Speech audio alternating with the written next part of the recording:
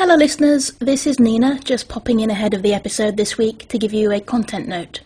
Our chapter book, Dactyl Hill Squad, by Daniel José Older, is set in 1863 New York from the perspective of a group of black and brown children.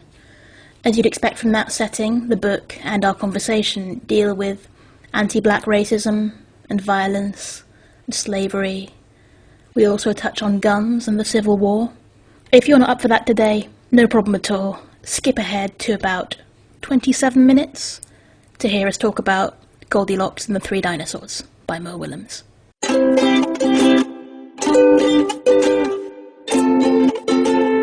Hello and welcome to Even the Trunchbull, our show about children's books and why we still love them as adults. She's Nina. They're Matt. And we think that children's books are for everyone, because we've all been kids. Even the Trunchbull. They're all mistakes, children. Filthy, nasty things. Glad I never was one. From Roald Dahl's beloved Matilda, despite her protestations. Each episode we'll be reviewing one picture book and one chapter book. We're starting off with the books we read as kids, but if you've got a book you'd like us to review, especially if you are currently a kid, please get in touch. You can email us on eventhetrunchbull@gmail.com or catch us on Twitter @TrunchbullPod. This week we're reading about dinosaurs. Our picture book is Goldilocks and the Three Dinosaurs by Mo Willems, a twisted fairy tale. But first, our chapter book is the wonderful Dactyl Hill Squad by Daniel José Older. So, Nina, do you want to tell us what Dactyl Hill Squad is all about? Dactyl Hill Squad by Daniel José Older is the story of Magdalise Roca in 1863 New York, living in the Coloured Orphan Asylum. It's ostensibly a historical book, but also this is a version of history where dinosaurs are alive and well. It's got dinosaurs in it. Essentially domesticated animals, like they pull their carts and they ride into war, much as you might use horses. And it really works. Yeah. Because when you sort of suggested this one, and like the cover of the book is very sort of like it's middle grade read, big sort of bold cartoony kind of jump out at you kind of pictures. I don't know, I think I kind of prejudged it thinking it might be a bit sort of like not really my thing. I thought it might just be a bit get the kids, especially the lads, into reading by like having just constant action. And it sort of is that, but it's done really well. It's a proper fast-paced action book. It is, yeah. But yeah, it's got dinosaurs in it, and I was like, how does this work? And it absolutely works. Yeah, he's worked them in really well. Civil War plus dinosaurs, just deal with it, yeah. And I think the dinosaurs really help with, bringing in a fantasy element and a silly element. Like, there are loads of dinosaur poo jokes in this book. It is a recurring gag that dinosaurs poo on everything. And I think it helps with the heavier elements of the story because it is a really heavy story. It's a story of black children in Civil War era New York, and it covers some very dark things, being scared of being captured and sold to the South as slaves, and being scared that so Magdalise's brother has gone off to the front, he's joined the army and he's fighting the Civil War, being scared for him. There are a lot of really dark elements, and I think that the dinosaurs really help lighten it up a bit. It's kind of like a way of working in that historical material without ramming it down your throat, I guess. Yeah, so I think it wears its research really lightly, which is hard to do. It is a actiony, dinosaur-packed, gun-packed, fighty book, which probably would draw in your reluctant reader. It does do that really well. It's not too much, look around at Civil War era New York. But then, if you do care about that stuff, he's put together this brilliant sort of glossary at the end of historical facts. I think because the danger with blending fantasy with historical is that you might confuse someone. I don't think you do. I mean, it's quite easy to pick out the dinosaurs from the rest, but if you were in any doubt, you can look up any element of the story. Like, for example, the Coloured Orphan Asylum was a real place. The draft riots were a real thing. And there's sort of like... He's worked in a few characters, hasn't he? Like Frederick Douglass, who's like a sort of really key civil rights figure, is just mentioned as like one of the people in the background at the bar who's like involved in all of these sort of like relief efforts and sort of rescuing these orphans. And so, because I read that, and that was the first name that I'd recognised as a historical name. Yeah, no, it's really it's good the way he does it. So where are we, Nina? Where are we at the beginning of the book? So the kids in the asylum, led by Magdalise, basically, she's your main character, but then she's got friends, are off in a dino-driven cart to see a Shakespeare play at a black-owned theatre. Magdalise, she gets this first inkling that she might be able to talk to dinosaurs because she's going to be late, and she thinks in her mind, wait! And the dinosaur pulling the cart stops and waits for her. And so she's like, did that dinosaur just wait for me? All right. And we'll pick up on this later. She finds out she really can mentally communicate with the dinosaurs, which other people can't do. So yeah, they're going to the theatre. The play's really fun, and then they work out that the theatre is on fire and they need to evacuate. So the play stops, everyone gets out. The firefighters arrive with brachiosaurs, and the kids and a couple of actors from the troupe commandeer a brachiosaur, basically, with the help of Magdalise's dino whispering power to take them away from the scene of arson. So it's the New York draft riots. It's white people, pro-slavery elements in New York, setting fire to black institutions as a protest against having to go to war. So they set fire to the theatre, and they have also set fire to the orphanage. So they come back to the orphanage. Luckily, all the kids got out alive, and the kids, as many as they can manage, all escape off. They all get taken off, don't they, to Dactyl Hill, and they end up in a sort of underground club. The Bochinche. So they get to the Bochinche, and they've got a little gang then, don't they? Yeah, a little squad. squad. And start, join like a resistance movement, essentially, don't they? And start going and spying and chimney sweeping around New York and Brooklyn, flying around on pterodactyls. Isn't that great? Like, what a good idea, because it's true that in the 1800s, a common job for children was sweeping chimneys, but like, wouldn't it be better if you could start at the top? and Daniel José Older's got just these pterodactyls basically roosting on roofs like crows. They're just around, they're almost like vermin, and you can just jump on their backs and ride them, and so that's what the kids do. I wanted to talk about guns in this story, actually, because I think probably received wisdom about guns in kids' books is guns are bad. And generally I agree, guns are bad. But also, in the history of black people and other people of colours, resistance to racist oppression in the United States especially, guns have played a really important part. In the Black Panther movement, for example, they were armed to defend the people that, from the police. They went around with guns. And the only reason there are any gun control laws in America, basically, is because white America didn't like black men carrying guns. Right. It's a really interesting part of history.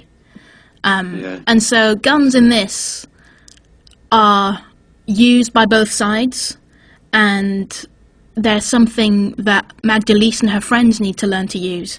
And I think it dealt with that really well, in that Magdalise really struggles. She doesn't like guns. She doesn't like the idea of hurting or killing someone. But also in some situations, you know, when you are a little black girl in New York in 1863, you might have to kill or be killed, or kill or be captured and sent away into slavery. And I think that he struck a really nice balance with that, in that, like, it's not easy for her, but also it's necessary. Like, it doesn't make it like, oh, she was just suddenly this gun-toting superhero, bang, bang, bang. Yeah. But also, he doesn't come down on the side of, like, never use a gun. Which I think is interesting, especially in kids' fiction. Yeah, I think it's a really interesting balance, because like, the guns are not swerved from at all. Like, right from the beginning, when they're, you know, in the draft riots and everything's on fire, and it's Cymbeline, who's such a great character. Yeah. So they've been at the Zanzibar, which is this all-black theatre, which was based on a real theatre, wasn't it? Yeah, I'm trying to remember the name now. It's in his notes. Hewlett's African Grove Theatre. And you've got these two actors there, Halsey Crunk and Cymbeline Crunk, brother and sister, aren't they? But yeah, Cymbeline is like this shotgun-toting sort of badass straight away. Yeah. But like, right from the beginning, like, I think it's really noticed that guns are described in quite detail, like the make of the gun and how they're loaded, like the precise mechanics of it. It isn't just like, yeah, guns, pew, pew, pew. No, not it's at all. Sort of like, this is a tool that we're going to be using and we're going to describe it. Well, and also at this point in history, they're very clunky and difficult to use. Yeah, definitely. And a lot of them are quite new. Like, it's, you know, there's that sense of, you've almost got a little bit of military history in there, in terms of the guns that are the brand new model that some people have, and then some that are a bit clunkier and older, like it's talking about the difference between flintlocks and caplocks and all of that. But doesn't feel like glorifying. It's just like, right, we're going to talk about these, so we're going to talk about them properly. Yeah. And then, yeah, as you say, right from the beginning, because increasingly as the book moves on, it really deals pretty head-on with essentially PTSD, right? Yeah. And like the effect of using a gun and the idea of killing and what it means to kill, even when you need to. But as you say, like, right from the beginning, in the first gunfight they have, I think there's a bit where Magdalene loads up, and it's this long, painful process, and like points the gun at someone and like closes her eyes and shoots, and then it opens and she's missed. And it builds in, because it's not straight away like, what a terrible thing to do, but it is like every shot that's fired and every shot that lands, it's written about with a view to like the consequences of that. Yeah. Yeah, it's really well tackled. It's really well tackled. I think so too. Because the guns need to be there. They are such a part of the story, and it is such like a rip-roaring action adventure. And it just wouldn't read properly if it was like, I don't know, like a sort of Pokemon cop-out of, oh, and then he fainted. It's like, no, people are dying here. Yeah. We're at war. Yeah. But it's just handled so well. I think it's handled really well, yeah. All the characters are a lot of fun. They're really well painted. Yeah, I want to talk about Two-Step, actually. Yeah, definitely. So Two-Step is the closest thing, well... Two-Step named because he two-steps everywhere. Yeah. He's like, you know, fancy feet. Always dancing. He likes climbing stuff. He likes doing little dances. And also, he's fat. So I've been trying to put together a fat episode for us. And it is so hard to find neutral or positive representations of fat characters in children's literature. Still now. I've read Daniel José Older's other adult fantasy books as well, and he does this in those as well, where just like someone is just fat, and it's mentioned several times that he's fat, but also that he's not shown as lazy or greedy or unathletic or anything else. Yeah. Actually, he is quite athletic. He never stops moving, No, he never stops moving. He's like wiggly. Yeah. And he's just like a really good friend to Magdalene. So at the beginning she's like, I don't have any friends in this orphanage now that my brother's gone. But that's not quite true, is it? Like, she ends up with a proper little squad, and Two-Step's really important. Yeah, and I just wanted to talk about him, about like the sort of like easy fat rep in him. They picked it up in the illustrations. Yes, he's fat Yeah. and has a nice big puffy afro. In terms of characters as well, for me, I think, like, I almost feel quite bad saying this because I guess it reflects my reading patterns as well, but it was refreshing and interesting for me, like, reading a story where all of the key protagonists weren't white. Yeah, yeah.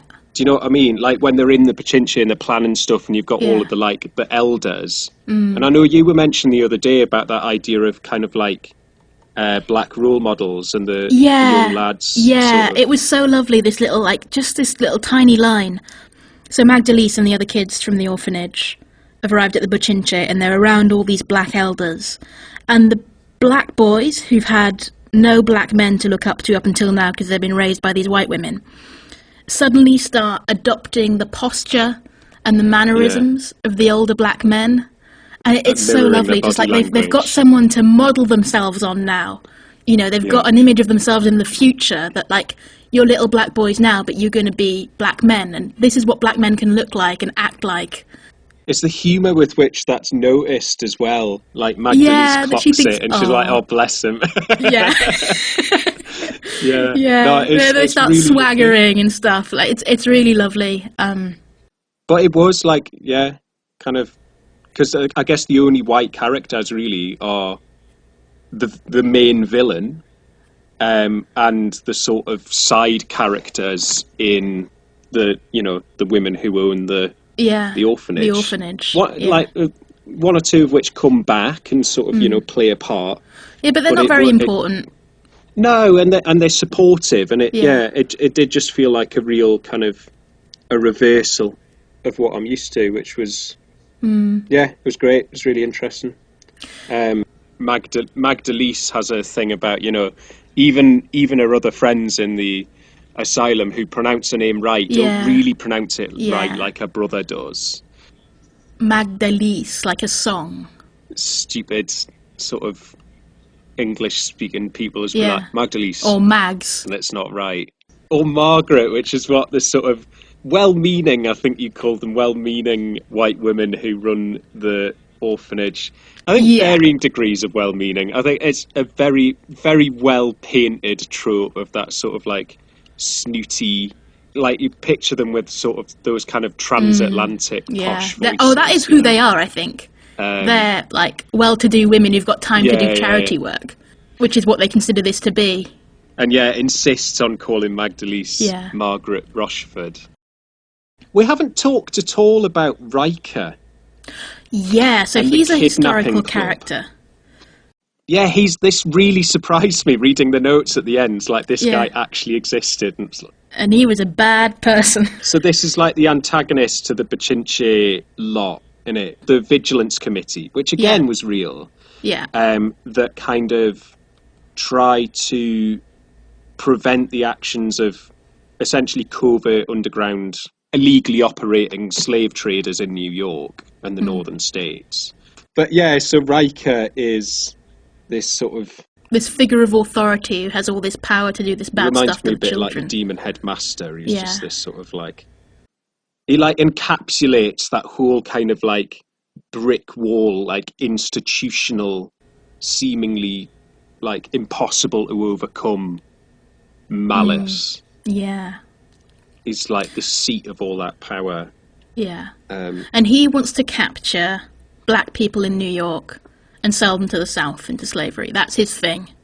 And he particularly focuses on black children. And so what he wants to do, once he's burned down the orphanage, is he's like, well, these children have nowhere to go. Give them to me.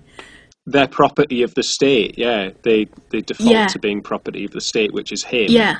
Which then, Well, this is what I think, like, this being a historical novel does so well, is it doesn't gloss over the racism in the North, because often the narrative about the Civil War is South bad, North good, and of course it wasn't, but that is the way it's taught to children, and children of the age to read this book are getting this whitewashed version of history. And I think it's really good showing that, like, even in the supposedly free North, there was oppression, and there were definitely people who wanted black people to be enslaved, and things were still very bad, and still had to be fought from within, that, you know, that black people were not saved by benevolent white northerners, that black people saved themselves. And he writes the fury and the frustration of that so well. Yeah. I think there's a bit in particular towards the end where it's like maybe something that Riker says, and there's just this passage about Magdalene sort of like seeing and feeling like the weight and impossibility of this injustice and just wanting to scream, and that kind of like seeing the whole picture of it, and it's not just like, oh, this annoying white woman who keeps calling us the wrong name, or it's not like, oh, like people going off to war and like don't know where my family is, and all of these people that are awful, but then it's like widening out into this like the system is so big and so rigged against her, you know, at so many institutional levels, that like he's not just this random awful white guy, he is a judge. He has the power to do awful things, and he's allowed, right? Well, because he is the law, but he sees them as cattle, doesn't he? He sees them as property. It's so offensive. Yeah, and he doesn't shy away from that. I think that's the, you know. No, there's very little softening it for a white audience either. That's what I'm trying to say. Yeah. It's not written to make white people comfortable. I think it's written largely for kids of colour who are still experiencing institutional racism now. It felt very present to me that it was an author of colour. Of course it is, and that's why it was noticeable for me, I guess, and uncomfortable for me, because it's like, you're used to reading things where, like, of course, you're the good guy, and the people representing you are the good guys, and nope, not not at all true, and we're not going to pretend at all that, there's no kind of like, oh, well, we're all human in the end. It's like, no, this is really wrong. Yeah. And I think the fact that he managed that in a book that I would not hesitate to put in the hands of any 9-year-old is such an achievement. It's great, because it's just an action story, except of course it's not. Oh, he writes with such warmth. It's just a warm book. Just kind of takes you by the hand. And it doesn't need to be that warm either. Like, I think it could just be a straightforward action adventure book, and that would be fine. But it's also got this real emotional depth to it. Yeah. Like when the orphans get their paperwork and they find out where they came from, that is such a heart-wrenching moment. There are some really emotionally hard points, and like, as you were saying, soft points. Like, it's really sweet how the squad comes together, and how when Magdalene makes a decision at the end to like move on to somewhere else, they're like, of course we're coming with you, we're the squad, we go together. It's such a journey from the beginning where she's like, now my brother's not here, I have no friends.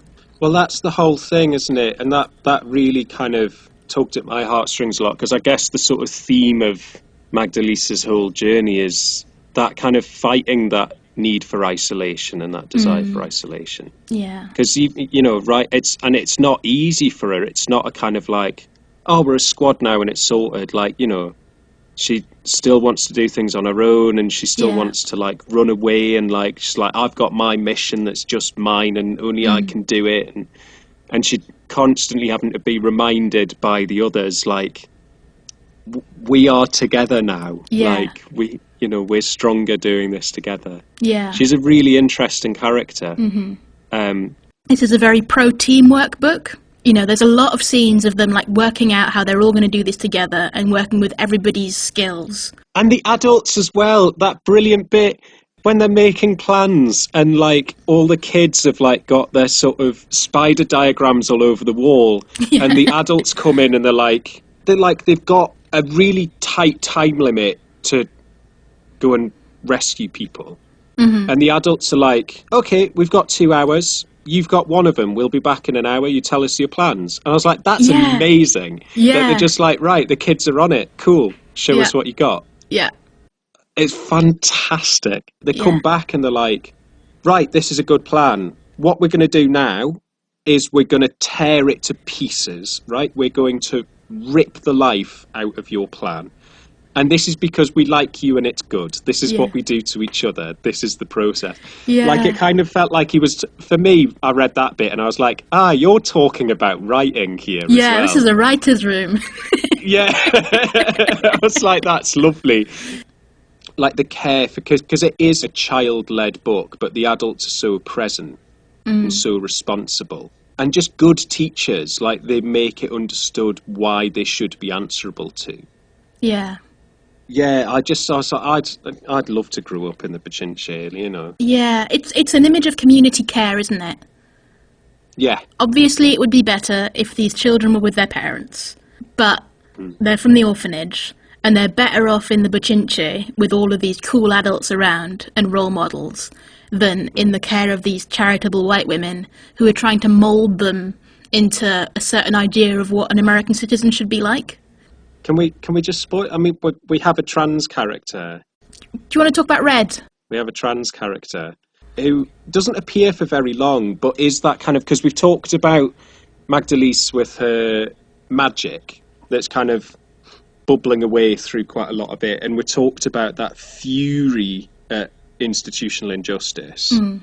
And Red is kind of like ties those two things together and is the sort of friend that, or the mentor that Magdalise needs to be like own your thing that you're good at. Yes. This is an amazing thing you can do. And then that power is like what gives us strength over the darkness, I guess. And that's the one second half spoiler we're going to do. Yeah, that's the only one. Yeah. Yeah. So who's it for? 8-9-year-olds. 8-9-year-old. I would say especially kids of colour. I think it's good for everyone. I think it's especially important for kids of colour to see themselves portrayed like this. Also important for white kids to read a bit outside of themselves. Really important, I think. Really important.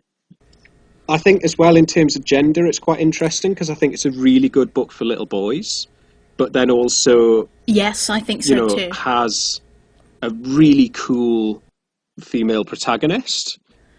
So it's kind of, again, really nicely disruptive in that it's like, it's an action book for little girls. As we've said, we have a trans character in there, so there's that representation. Yeah, any gender non-conforming child you want to put this in the hands of. Also, your little history buff. Yeah. Your little dino nerd. Yeah.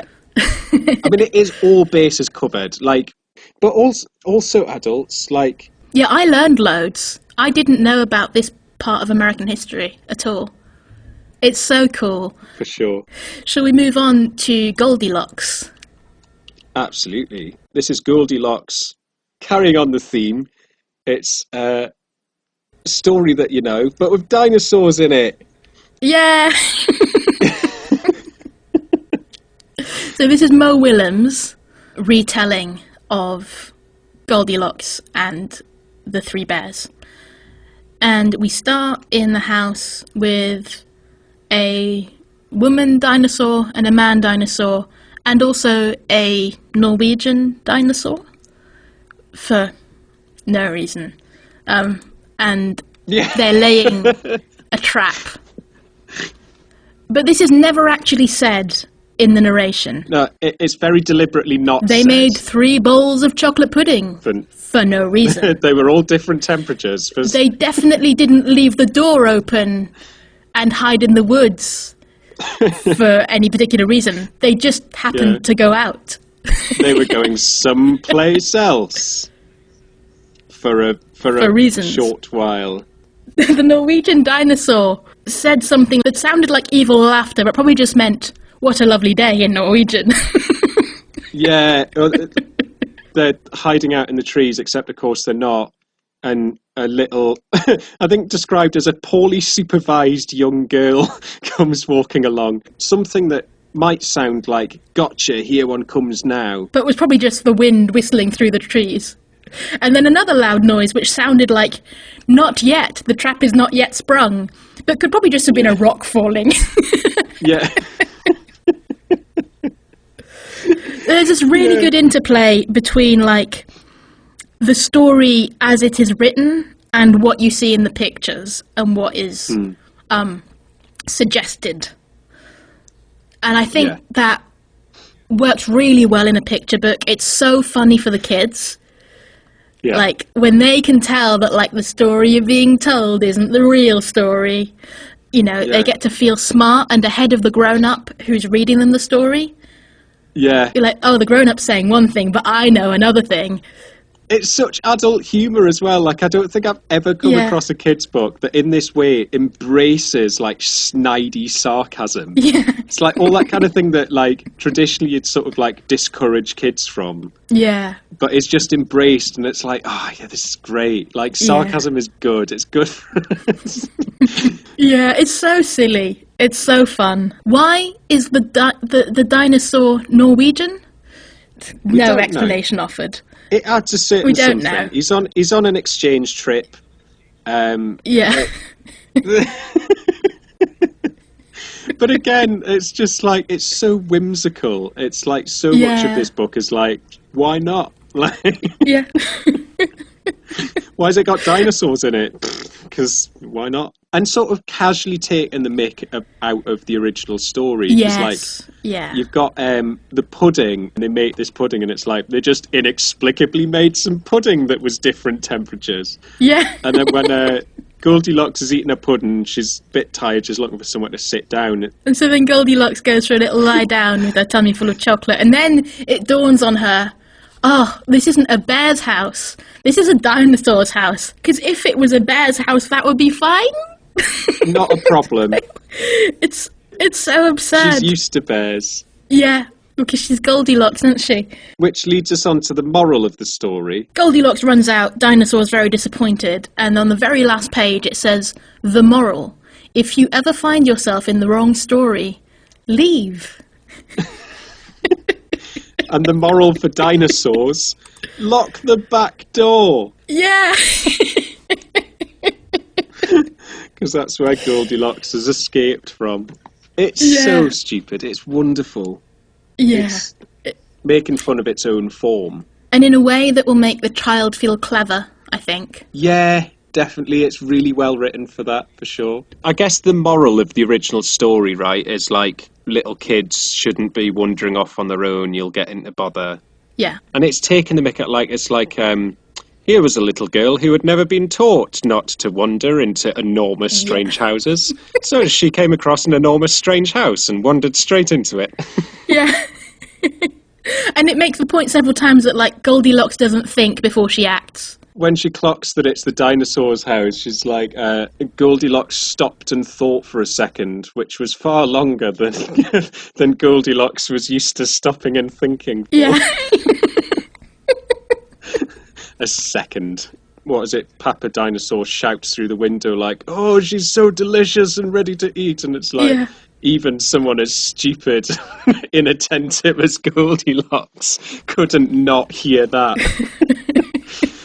There's a lovely thing in that, like, Goldilocks is really stupid. And we all know, like, from the original book, the joke of the whole thing, right, is that, like, I don't know about you, I don't even feel particularly sorry for Goldilocks, even in the versions of the story where she gets eaten by the bears, because I'm like, that's so stupid. Yeah. But in this one, Papa Dinosaur is even more stupid.